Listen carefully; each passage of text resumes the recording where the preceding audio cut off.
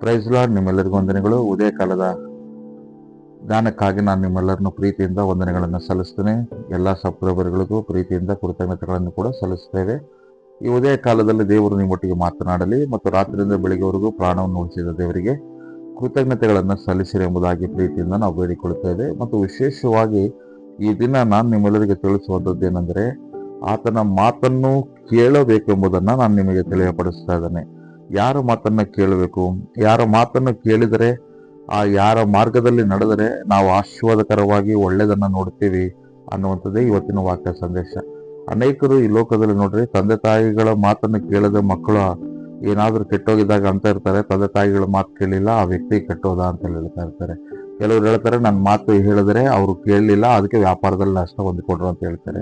ಕೆಲವರು ಹೇಳ್ತಾರೆ, ನಾವು ಬುದ್ಧಿ ಮಾತು ಎಷ್ಟೋ ಸಾರಿ ಹೇಳಿದ್ವಿ, ಆ ಹುಡುಗ ಕೇಳಲಿಲ್ಲ, ಆ ಹುಡುಗಿ ಕೇಳಲಿಲ್ಲ, ಆ ಕುಟುಂಬ ಕೇಳಲಿಲ್ಲ ಅಂತೇಳಿ ಹೇಳೋದನ್ನ ಅನೇಕ ಬಾರಿ ನೀವು ಕೇಳಿರ್ತೀರಿ. ಇದು ಮನುಷ್ಯರ ಮಾತುಗಳನ್ನು ಕೇಳಿಲ್ದಾಗ ಅವರು ಹೇಳುವಂಥ ಪದಗಳು. ಹಾಗಾದ್ರೆ ನಿನ್ನನ್ನು ನನ್ನ ಸೃಷ್ಟಿ ಮಾಡಿದ ದೇವರ ಮಾತನ್ನು ನಾವು ಕೇಳಲಾರದೆ ಇದ್ರೆ, ಆತನ ಮಾರ್ಗವನ್ನು ಹಿಡಿದುಕೊಳ್ಳಲಾರದೆ ಇದ್ರೆ, ಆತನ ಮಾರ್ಗದಲ್ಲಿ ನಾವು ನಡೆಯಲಾರದೆ ಇದ್ರೆ ನಮ್ಮ ಪರಿಸ್ಥಿತಿ ಹೆಂಗಿರ್ತದೆ ಯಾವತ್ತಾದ್ರೂ ಒಂದ್ಸಾರಿ ಆಲೋಚನೆ ಮಾಡಿದ್ರೆ?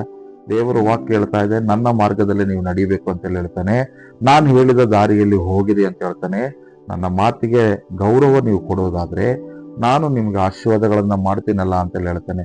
ಇವತ್ತು ಲೋಕದಲ್ಲಿರುವಂತ ಜನರು ಸಲಹೆಗಳನ್ನು ಕೊಟ್ಟರೆ ನಂಬ್ತಾ ಇದ್ದೀರಂದ್ರೆ, ಅವರು ಧೈರ್ಯ ಕೊಟ್ಟರೆ ನಂಬ್ತಾ ಇದ್ದೀರಂದ್ರೆ, ಅವರು ನಾನಿದ್ದೇನೆ ಅಂತ ಹೇಳುವಾಗ ಎಷ್ಟು ಹೆಮ್ಮೆಯಿಂದ ಯುದ್ಧ ಮಾಡ್ತಾ ಇದೀಯ ಅಂದ್ರೆ, ನಿನ್ನನ್ನು ನಾನು ಸೃಷ್ಟಿ ಮಾಡಿದ ದೇವರು ಕರೆದಾತನೇ ಆದಂತ ನನ್ನ ಯೇಸು ಹೇಳ್ತಾ ಇದ್ದಾನೆ, ನಾನು ನನ್ನ ಮಾತುಗಳಿಗೆ ನೀವು ಇದೇರಾದ್ರೆ, ಮನುಷ್ಯರಿಗಿಂತ ನಾನು ಶ್ರೇಷ್ಠಕರಲ್ಲ, ನನ್ನ ಮಾತುಗಳಿಗೆ ನೀವು ಇದೇರಾದ್ರೆ ಮನುಷ್ಯರು ನಿಮಗೆ ಮಾಡ್ತೀನಿ ಅನ್ನುವಂಥದ್ದು ಮಾಡ್ತಾರೋ ಇಲ್ಲ ಗೊತ್ತಿಲ್ಲ, ಸಹಾಯ ಆಶೀರ್ವಾದ ನಾನು ಅದಕ್ಕೆ 1000 ಪಟ್ಟು 2000 ಪಟ್ಟು ಆಗಲಿ ನಾನು ನಿನ್ನ ಜೀವಿತದಲ್ಲಿ ಮಾತು ಕೊಟ್ಟಂತ ಒಡಂಬಡಿಕೆ ನಾನು ನೆರವೇರಿಸ್ತೇನೆ ಮಗನೇ, ಧೈರ್ಯವಾಗಿರು ಅಂತ ಹೇಳ್ತಾನೆ. ಆತನ ಮಾರ್ಗದಲ್ಲಿ ನೀನು ನಡೀತಾ ಇದ್ರೆ, ಪ್ರಾರ್ಥನೆ ಮಾಡ್ತಾ ಇದ್ರೆ, ವಾಕ್ಯದ ಹಾದಿಯಲ್ಲಿದ್ರೆ ಖಂಡಿತ ಜಯ ಕೊಡ್ತಾನೆ.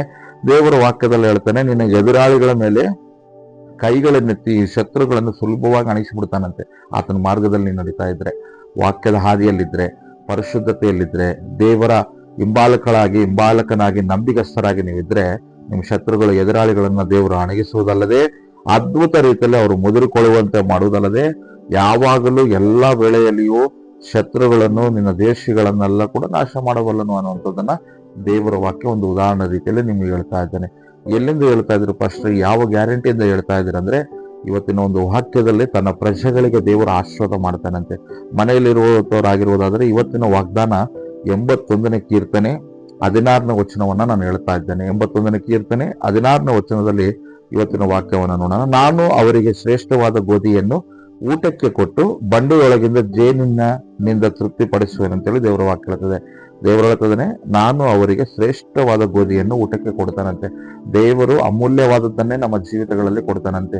ಶ್ರೇಷ್ಠಕರವಾದ ಗೋಧಿಯನ್ನು ಕೊಡ್ತೀನಂತೇಳಿ ಆ ಪ್ರಜೆಗಳಿಗೆ ಹೇಳಿದ ಹಾಗೆ ವಾಕ್ಯ ಕೇಳುವಂತ ನಿನಗೆ ಕೂಡ ಮನುಷ್ಯರು ಕೊಡುವಂಥದ್ದು ವ್ಯರ್ಥವಾಗಿ ಹೋಗ್ತದೇನೋ, ಆದರೆ ದೇವರು ಆಕಾಶದಿಂದ ಕೊಡುವಂಥದ್ದು ಅದು ಶ್ರೇಷ್ಠಕರವಾದ ಆಹಾರವಾಗಿರ್ತದೆ. ಅದು ಇಸ್ರಾಯೇಲರು ಮನ್ನವನ್ನು ತಿಂದಾರಲ್ಲ, ನೋಡಿದ್ರಲ್ಲ, ಅದು ದೇವದೂತರು ತಿನ್ನುವಂತ ಮನ್ನ.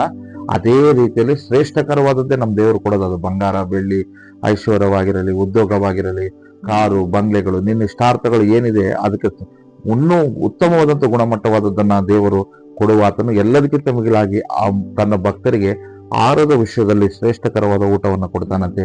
ಬಂಡೆಯೊಳಗಿಂದ ಜೇನಿನಿಂದ ತೃಪ್ತಿಪಡಿಸುತ್ತೇನೆ ಅಂತ ಹೇಳ್ತಾನೆ. ನೀವು ನಂಬ್ತಾ ಇದ್ದೀರಾ? ಬಂಡೆಯ ಒಳಗಡೆಯಿಂದ ದೇವರು ಜೇನನ್ನು ಜೇನಿನಿಂದ ತೃಪ್ತಿಪಡಿಸುವೇನು ಅಂತ ಹೇಳ್ತಾ ಇದ್ದಾನೆ. ಶ್ರೇಷ್ಠಕರವಾದದ್ದೇ ನಮ್ಮ ಜೀವಿತಗಳಲ್ಲಿ ದೇವರು ಮಾಡುತ್ತೇನೆ ಅಂತೇಳಿ ವಾಗ್ದಾನ ಕೊಡ್ತಾ ಇದ್ದಾನೆ. ಇದನ್ನು ನೀನು ನಂಬು, ನೀನು ಆಶೀರ್ವಾದ ಹೊಂದಿಕೊಳ್ತೀಯ.